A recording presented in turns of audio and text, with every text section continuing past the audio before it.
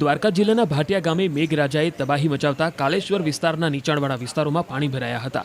ઘરોમાં 1 ફૂટ સુધી પાણી ભરાઈ ગયા હતા। રહેણાંક મકાનોમાં પાણી ફરી વળતા મકાનના ઘરના એક ભાગની દિવાલ ધરાશાયી થઈ હતી। ઘરમાં પાણી ઘૂસતા ઇલેક્ટ્રિક સામાન તેમજ ઘર વખરીને પણ નુકસાન પહોંચ્યું હતું।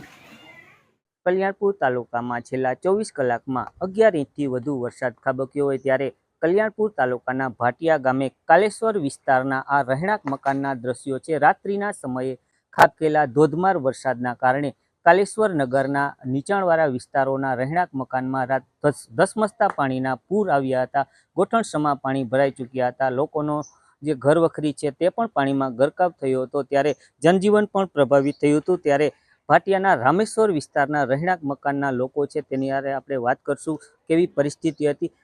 શું આપનું નામ અને કઈ રીતના વરસાદની પાણી? મારું નામ દાડુ ગઢવી છે, હું ભાટિયામાં રહું છું। વરસાદ રાત્રે 1:30 વાગે આવ્યો ને 2 વાગે પાણી ઘરમાં ઘૂસી આવ્યા અને દિવાલ ધરાશાયી થઈ ગઈ અને મકાને એક ભાગ ધરાશાયી થઈ ગયું અને ઘરની બધી ઘરવખરી છે એ બધી પાણીમાં પલળી ગઈ। ઇલેક્ટ્રિક વસ્તુ છે, ટીવી છે, ફ્રીજ છે, બધું પાણીમાં ગરકાવ થઈ ગયું। અનાજ છે બધું ગરકાવ થઈ ગયું। કેવી પરિસ્થિતિ છે? હાલ તો અત્યારે પાણી થોડોક ઓછો થયો છે, પરિસ્થિતિ બહુ ખરાબ છે, કેમ કે અત્યારે હવે અમારે મકાન ફેરવવું જોઈએ। હજી તંત્ર કોઈ ધ્યાન દેવા આવ્યા નથી। રાતે સ્થાનિક અન્ય પણ રહેણાંક વિસ્તારના જે લોકો છે તે આપણી સાથે છે, તેની સાથે વાત કરશું। કાકા, શું પરિસ્થિતિ સાહેબ, છે? કેવો વરસાદ છે? અમારે વરસાદમાં કઈ ઘટે નહીં સાહેબ।